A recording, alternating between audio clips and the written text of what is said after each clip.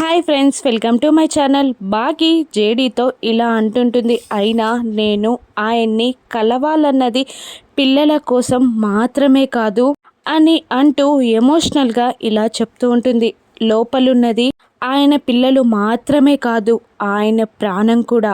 లోపలున్న పిల్లల మీద చిన్న ఘాటు కూడా పడకుండా ఆయన వాళ్ళని బయటికి తీసుకొస్తారన్నది నాకు తెలుసు.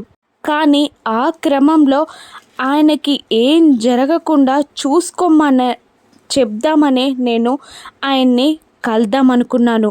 ఈ విషయాన్ని ఆయనకి చెప్పండి అని బాగి జేడీతో చెప్తుండగా, చెప్పడం ఎందుకు, వినేశారు కదా అని అమర్ని చూస్తూ జేడీ బాగితో అంటూ ఉంటుంది. బాగి అన్న మాటలన్నీ అమర్ విని ఎమోషనల్గా ఫీల్ అవుతూ ఉంటాడు.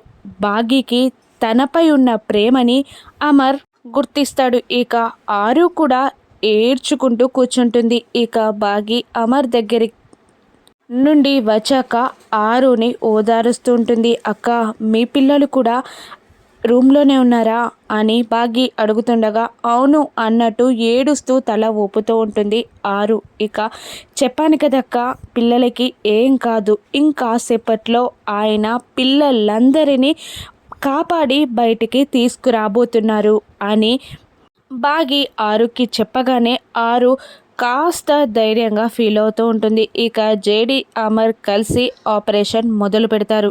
కిడ్నాపర్స్ దగ్గరికి వెళ్తున్న అమర్ పిల్లల్ని సేఫ్గా బయటికి తీసుకొస్తాడా? ఈ ప్రమాదంలో అమర్కి ఏదైనా జరగనుందా?